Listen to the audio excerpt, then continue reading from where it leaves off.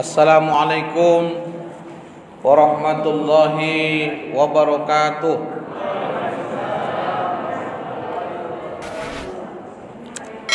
Alhamdulillah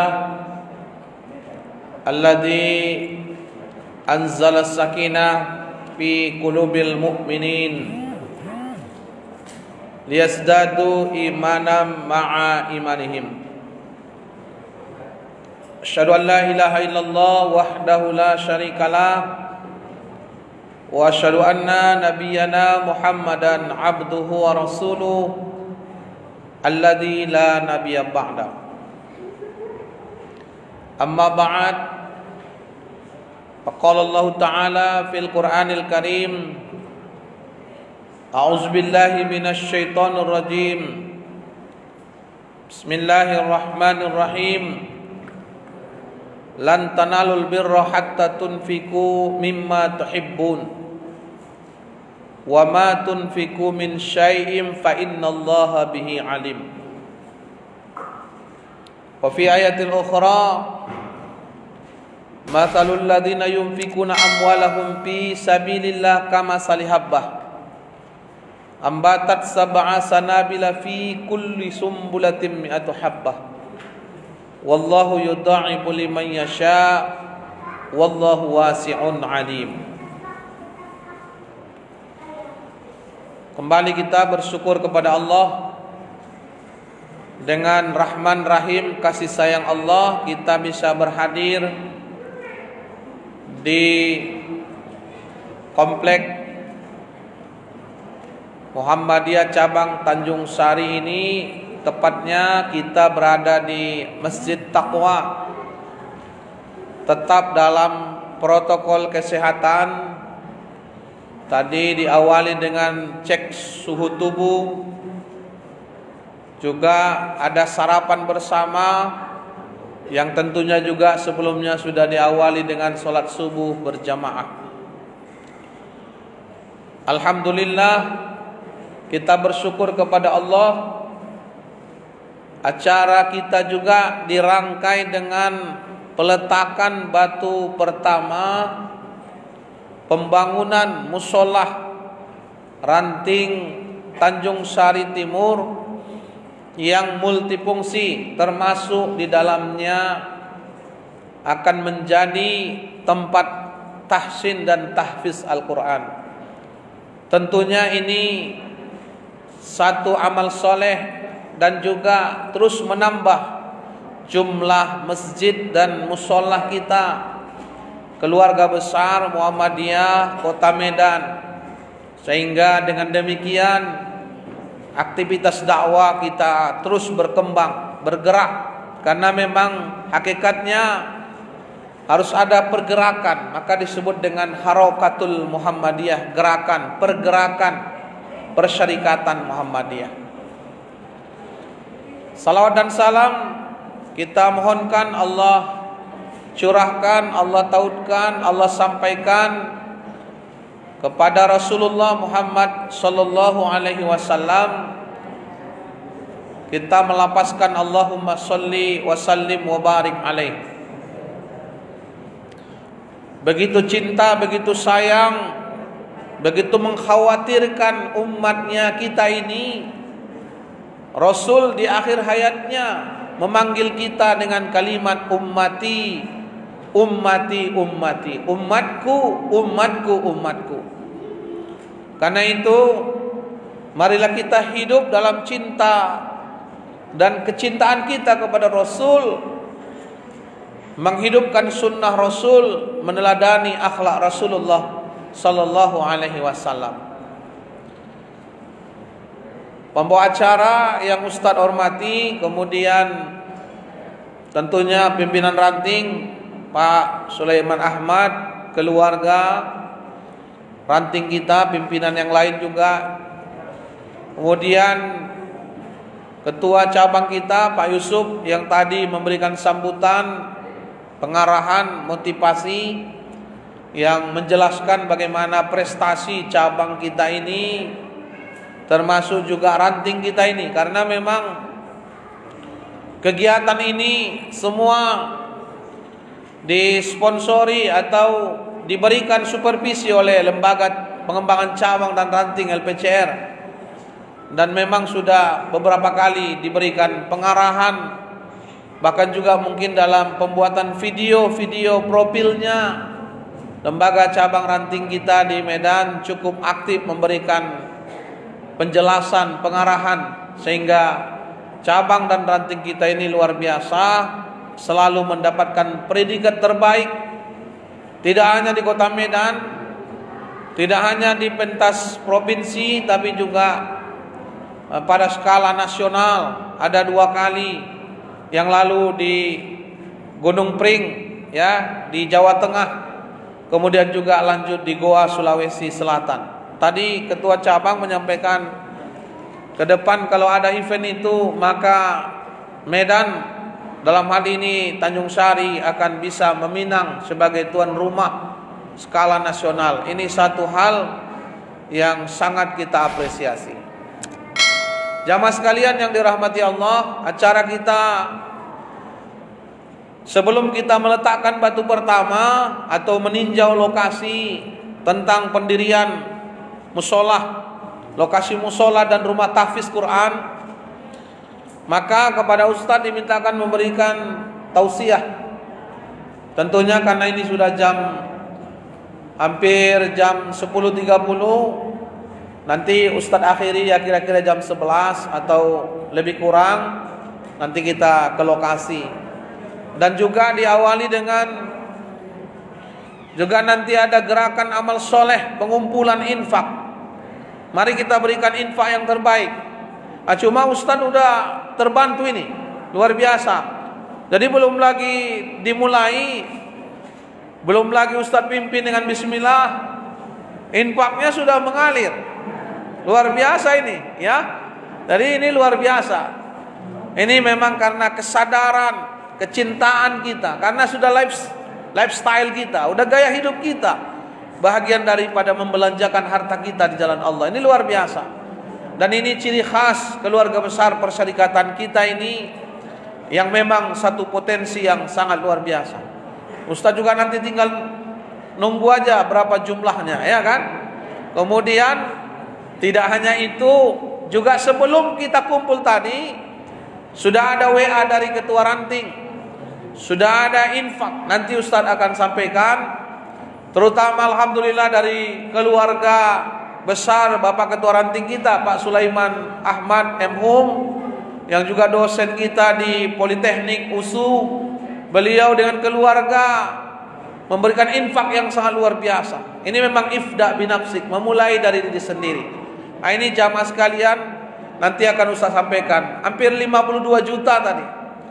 Ada yang sudah menginfakkan pasir, ada yang sudah menginfakkan kerikil, ada yang sudah menginfakkan sumur bor, subhanallah, ada yang sudah menginfakkan semen.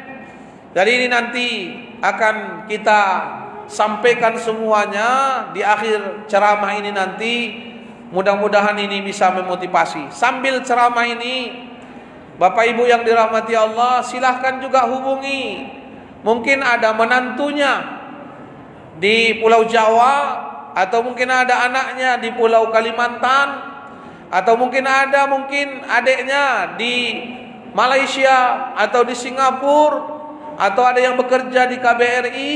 Hubungi mereka, berinfak, karena harus kita kumpulkan 1,1 miliar. 1,1 miliar. Jadi ini satu hal yang luar biasa. Jamaah yang dirahmati Allah, tadi sudah Ustadz ingatkan tadi melalui ketua cabang dalam diskusi, kalau kita meninggal dunia, kalau kita nanti memakai kain kafan, kain kafan itu tidak ada kantongnya. Tidak ada kantongnya. Kain yang tidak ada kantongnya, tidak ada yang kita bawa harta kita. Kalau Ustadz ini di celana ini ada kantongnya, 1, 2, 3. Di jas ini 1 nih. Ini ada 2 lagi nih. Ini jas ini ada 3 ini kantongnya. bisa nyimpan uang. Celana Ustadz ini 3 kantongnya, bisa nyimpan uang, nyimpan dompet. Tapi kain kapan itu tidak ada kantongnya, nggak ada yang kita simpan. Nggak ada yang kita simpan. Semua kita tinggalkan. Kain basah dibawa mandi, habis mandi dibawa pulang. Harta yang diinfakkan dibawa mati, harta yang tinggal dibagi orang. Semua dibagi orang. Syukur-syukur keluarga kita membaginya akur, kompak. Bisa harta warisan itu perang saudara, begaduh jadi fitnah. Belum lagi kering kubur orang tua, anak sudah berantam gara-gara harta warisan. Nauzubillahi min dzalik, tsumma nauzubillah. Bahkan tidak hanya itu, ada ustaz lihat sekarang anak yang menggugat orang tuanya. Apa itu ya? Coba lihat itu di berita kita itu kan, di berita online, berita koran itu. Anak kandung menggugat ibunya, udah tua, ke pengadilan 2 miliar, anak gila. Bukan hanya anak durhaka, tapi anak neraka jahanam. Ada ustaz lihat itu di Jawa ya, itu beritanya, digugatnya ayah kandungnya.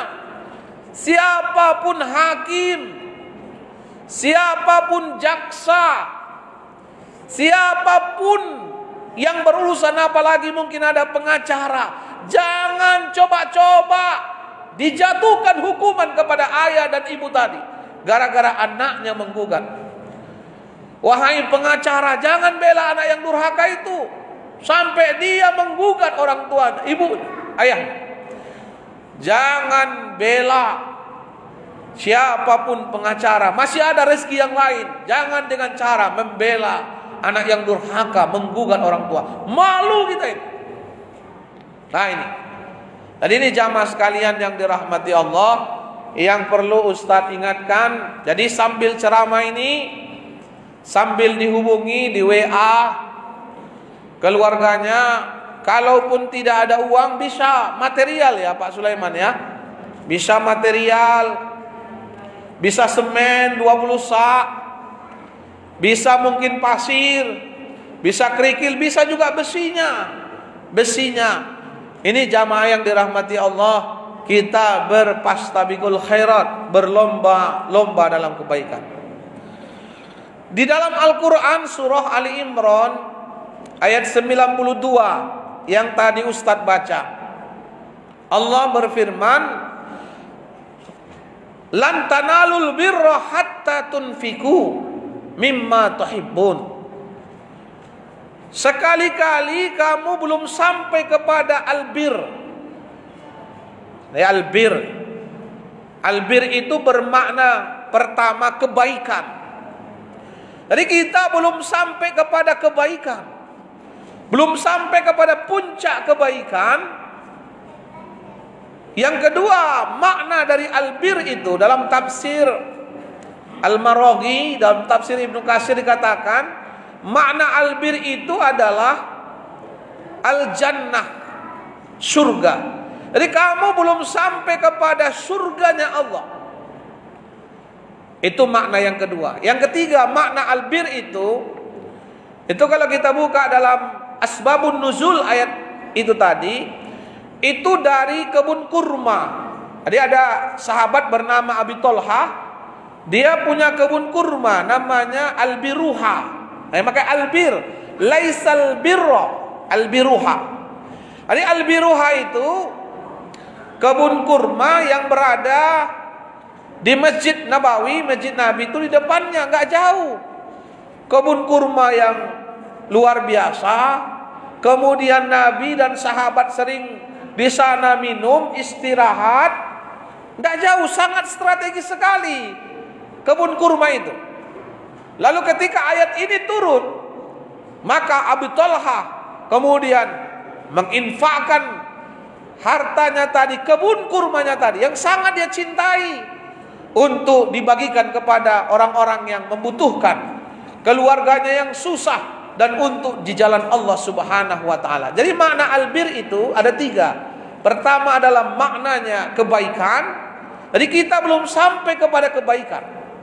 Yang kedua surga. Kita belum sampai mendapatkan surganya Allah. Yang ketiga adalah albiruha, yang paling dicintai. Belum sampai. Kenapa? Hatta tunfiku mimma tuhibbun. Hingga kamu belanjakan apa yang paling kamu cintai. Wa ma tunfiku min syai'in fa innallaha bi alim. Tidaklah ada yang kau belanjakan, sesungguhnya Allah Maha mengetahui apa yang kau belanjakan tadi. Nah jamaah yang dirahmati Allah, kalau Buya Hamka, Ustaz termasuk pengagum Buya Hamka, luar biasa, ulama yang istiqamah, ulama yang dia tidak hanya ahli tafsir, tapi juga retorikanya luar biasa, sastranya luar biasa. Buya Hamka sosok yang luar biasa, teladan bagi bangsa ini.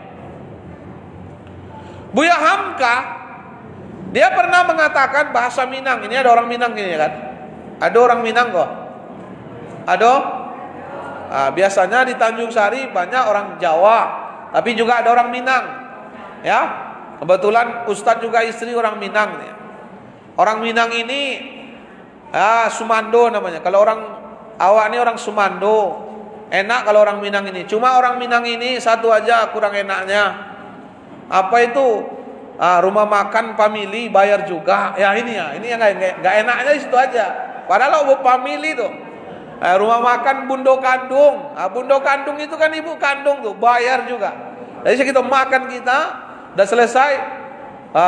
Ustadz bayar Ustadz. Oh bayar juga, tapi Bundo Kandung Ustadz bayar juga ya kan. Nah, ini bagus nih, prinsip bisnisnya bagus itu. Jamaah sekalian yang dirahmati Allah. Jadi Buya Hamka mengatakan harta dibagi 3.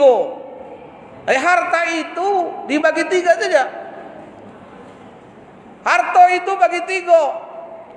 Apa yang dibagi 3 itu? Dibagi 3 harta itu apa? Yang pertama nanka busuk. Nanka 2, yang kedua apa? Nanka lapu. Yang ketiga nanka bisu. Apa itu nanka busuk? Harta itu akan busuk. Harta yang busuk. Apa harta yang busuk? Harta yang kita makan. Jadi kita makan dia, ada sarapan kita, lewat kerongkongan ini, masuk ke dalam tubuh kita, busuklah dia.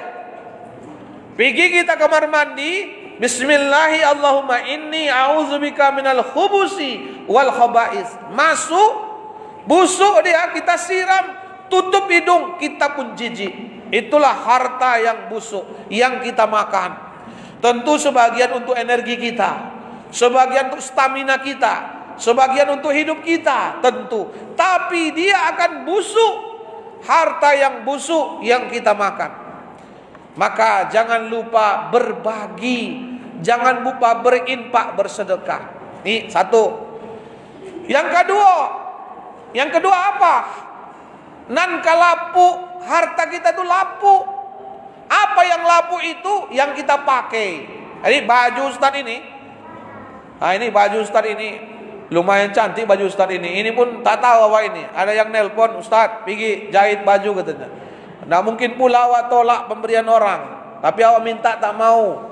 Kalau ditolak gerobak yang ditolak Pak, ya kan? Tapi jamaah sekali, ini lapu. Baju di lemari ibu-ibu itu lapu yang kita pakai ini. 3 tahun lagi, 5 tahun lagi, lapu. Mobil kita itu 10 tahun lagi rongsokan, besi, dibesikan. Artinya apa jamaah yang dirahmati Allah? Lapu, rumah kita lapu, catnya lapu, kusam diganti, asbesnya lapu, yang kita pakai itu lapu. Nah karena itu Bapak Ibu hadirin wal hadirat yang dirahmati Allah, inilah harta kita yang kedua. Makanya Ustaz selalu bilang begini, ya kan? Kalau kita beli mobil, lama-lama dia lapuk.